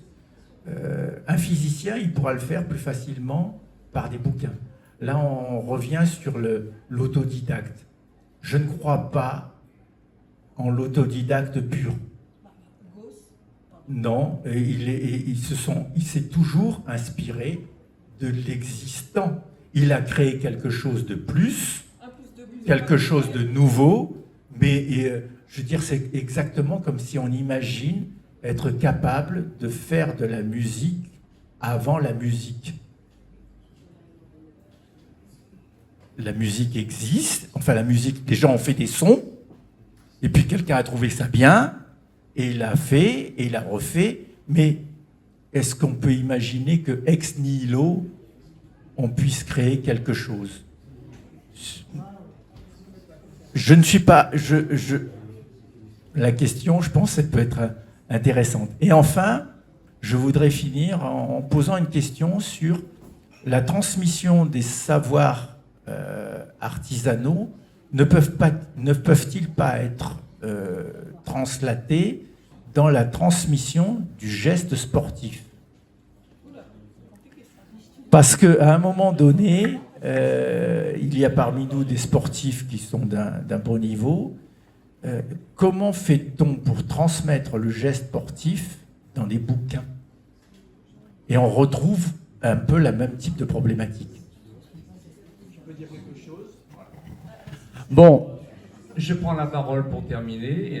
Bon, il faut savoir que j'étais professeur d'éducation physique à une époque, mais déjà longtemps. Et c'était une époque où on apprenait malgré tout à utiliser, à comprendre son corps. Quand on parle des artisans, pour moi l'artisan c'est celui qui va utiliser ses mains.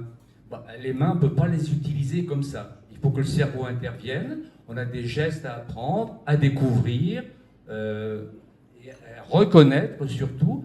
Et pendant des années, moi personnellement, j'ai essayé de faire découvrir à mes élèves comment fonctionnait leur corps. Et là, on arrive tout à fait à autre chose, parce qu'il y a un rapport permanent entre les gestes à choisir, entre la réflexion au cerveau, et ça va de plus en plus loin. Et on peut arriver jusqu'à des choses très intellectuelles. C'est pour ça, moi, je pense qu'un artisan, c'est avant tout celui comme vous, par exemple, qui avez fait des études très poussées sur le plan scientifique. Vous avez redécouvert le travail de Losier. Vous avez découvert, peut-être sans le savoir vraiment, mais le besoin de votre corps de créer quelque chose avec les mains et avec votre intelligence. Voilà ce que je voulais dire. C'était beau. On a beaucoup parlé de transmission, mais là, toi tu parles de nostalgie, mais je crois qu'il y a aussi la peur de perdre quelque chose dont on pourrait avoir besoin dans un autre contexte. Effectivement, la peur de perdre des savoirs, c'est important. On n'en a peut-être plus besoin pendant un certain temps, mais qui dit qu'à un moment donné, on n'en aurait pas besoin? Et en fait, il y a eu une analogie tout à l'heure. Je me suis demandé, je sais qu'il existe des, je ne sais pas si ça s'appelle des fermes, mais où on essaye de stocker toutes les graines que l'on a pu récolter et pour garder une mémoire. Est-ce qu'il y a l'idée d'une bibliothèque des savoirs? Est-ce que c'est peut-être à ça que vous participez? Oui, le projet dans lequel je m'inscris, c'est un projet de conservatoire et gestes et savoir-faire artisanaux. Et c'est là où il y a le travail de modéliser le geste.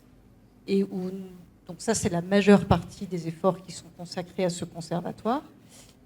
Et nous, au MINE, on travaille sur le fait d'apporter dans ce conservatoire une étude qui porte sur qu'est-ce qui se passe dans la relation sensible avec le matériau. Puisque, au-delà du fait de conserver le geste physique, chacun va appréhender différemment. Il y a des variabilités dans les pratiques. Et il y a surtout toute une dimension extrêmement sensorielle qui n'est pas forcément captée dans le fait de synthétiser le geste. Et donc, tous les sens qui sont là, je veux dire, un souffleur à la canne, quand il va cueillir du verre dans un four de fusion qui fait 1400 degrés de verre de fusion, les sens sont sursollicités. Donc, on ne peut pas dire qu'il va juste performer un geste. Il y a tellement de sollicitations sensorielles et de besoin d'appréhender tous les enjeux du verre en fusion qui va refroidir, qu'il faut manipuler d'une certaine manière rapidement. Tout ça, ce sont des choses qui sont de l'ordre du sensible, où il ne va pas qualifier le fait de dire il faut le prendre en 5 secondes, il va le dire on se met devant le four et on reste le temps où on supporte encore la chaleur. Donc le répertoire le temps d'analyse, il n'est pas quantifié en secondes ou en millimètres ou en mètres de déplacement, il est qualifié sensoriellement. Et même si on qualifie le geste, même si on le modélise, toute cette étude sur la perception et l'imaginaire qui est en œuvre quand on pratique la matière, celle-là, il faut à un moment donné aussi qu'on puisse s'en saisir si on veut tenter de conserver quoi que ce soit. Alors moi, je complétais. Alors c'est peut-être parce que je regarde beaucoup de séries Netflix, je ne sais pas. Mais est-ce qu'on pourrait mettre ce genre de savoir dans une capsule temporelle, hein, les choses que l'on va stocker et que les autres vont redécouvrir plus tard? Moi, j'ai vu que ça existait dans des films. Je ne sais pas si ça existe dans la réalité. Ça existe.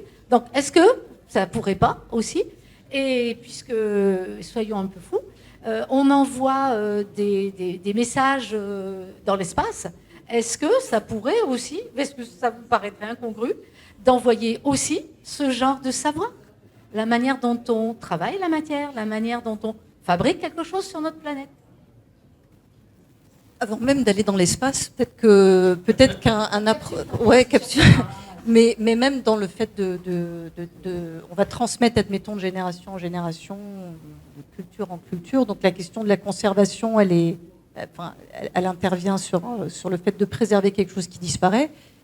Ça permet de libérer aussi de la place aux évolutions, parce que du coup, on ne va pas s'acharner à faire. On peut se détendre aussi sur le fait de dire les choses peuvent évoluer si on en a trace aussi. Mais ça peut aussi permettre des modalités de transmission qui sont peut-être pas encore identifiées. Il faudrait peut-être voir si, en lisant un texte ou en écoutant le discours d'une personne qui rapporte des propos sur une expérience, ça n'aide pas aussi à appréhender un matériau dans la mise en relation ou l'apprentissage d'un savoir-faire. C'est-à-dire qu'on peut aussi ouvrir des différentes portes d'entrée sur la pratique du matériau qui sortent juste de celles qu'on a dans un atelier purement, et d'envisager des variations aussi dans l'appréhension de ce que c'est que la transmission autour d'un matériau. Je ne sais pas si ça répond. Si, ça se complète, ça s'enrichit.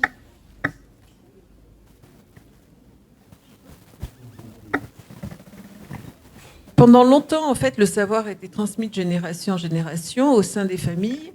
Est-ce que finalement, vous constatez que malgré tout, ça existe encore? Et est-ce que le fait, donc quand c'est le cas, est-ce que le fait d'avoir observé enfant ses parents, ça facilite pas justement cette transmission? J'ai rencontré des souffleurs de verre qui sont souffleurs depuis 18 générations, donc clairement, il y a des réalités aussi d'implantation locale, d'économie et d'emploi sur des bassins ouvriers qui ont fait que les gens, en fait, indépendamment d'être ouvriers de père en fils sur une pratique artisanale, en fait, tout le village faisait du soufflage à la canne. Donc, c'était le principal employeur. Donc, il faut voir que les artisanats sont souvent liés aussi à des contextes économiques et locaux particuliers, le travail de la coutellerie ou autre. Ensuite, j'ai rencontré aussi beaucoup d'artisans dont les parents étaient effectivement, et par mimétisme, ils ont commencé très tôt à pratiquer. Donc il y a quelque chose de très naturel, mais il y a aussi beaucoup de gens qui ont fait des études et qui sont extrêmement en appétit d'une pratique manuelle et qui sont extrêmement robustes dans leur manière d'appréhender ces savoirs. Parce que justement, ils viennent chercher de la technique, ils veulent travailler, et il y a quelque chose de très dédié dans l'apprentissage d'un artisanat. Et je pense qu'ils ont conscience d'une dynamique économique, entrepreneuriale, qu'ils ont envie aussi de mettre en place. Donc je pense qu'il y a aussi des ruptures dans les logiques de transmission qu'on peut rencontrer aujourd'hui. Il y a des gens qui font autant de la tapisserie d'ameublement et de l'ébénisterie, ce qui n'était peut-être pas forcément le cas avant. Donc il y a aussi des artisanats qui se transposent. Ils peuvent passer d'un matériau à un autre matériau. Ce n'était pas forcément des pratiques qu'on rencontrait avant. Alors visiblement, il est compliqué de transmettre les ressentis. Parce que quelque part, là, dans la transmission, il y a forcément l'écoute du ressenti de l'apprenant. En fait, j'ai l'impression que vous exprimez le fait qu'il faut se positionner par rapport à l'apprenant pour pouvoir lui apprendre comment interpréter son ressenti, quelque part. Et moi, ça me semble assez fascinant comme mode de fonctionnement. En fait, c'est se confronter à la difficulté. Donc, il faut toucher et voir, écouter, tous les sens, mettre tous les sens en éveil pour arriver à pratiquer, puis finalement, à résoudre. En fait, on résout, quand on fabrique, on résout quelque chose. Moi, c'est comme ça que je le sens, en fait. Et donc, la personne à côté, il faut lui montrer, il faut lui donner tous les moyens pour pouvoir résoudre la chose, c'est-à-dire lui expliquer tous les détails techniques dans le geste. Du coup, l'enseignant n'est que dépendant de son élève. Oui.